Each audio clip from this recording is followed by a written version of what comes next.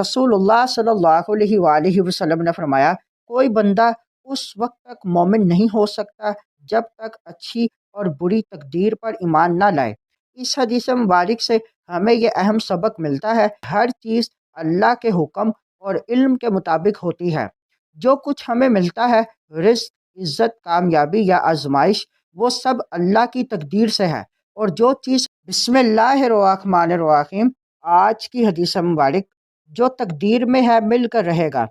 جامع ترمذی حدیث نمبر 2144۔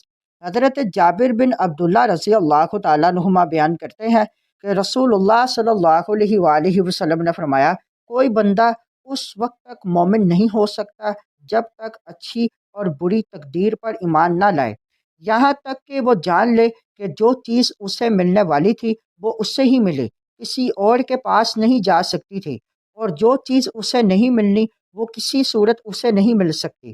اس حدیث مبارک سے ہمیں یہ اہم سبق ملتا ہے کہ تقدیر پر ایمان رکھنا ایمان کا بنیادی حصہ ہے۔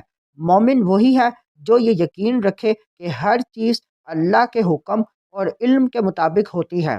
جو کچھ ہمیں ملتا ہے، رزق، عزت، کامیابی یا آزمائش، وہ سب اللہ کی تقدیر سے ہے، اور جو چیز ہمارے نصیب میں نہیں وہ لاکھ کوشش کے باوجود ہمیں نہیں مل سکتی۔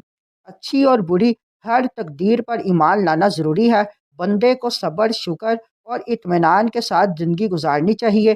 حسد، غم یا مایوسی اس بات کی علامت ہے کہ بندہ تقدیر پر مکمل بھروسہ نہیں کر رہا۔ اللہ جو فیصلہ کرتا ہے وہی بندے کے حق میں بہتر ہوتا ہے، چاہے بظاہر سمجھ نہ آئے۔ مزید معلومات کے لیے ہمارے چینل کو لائک اینڈ سبسکرائب کریں۔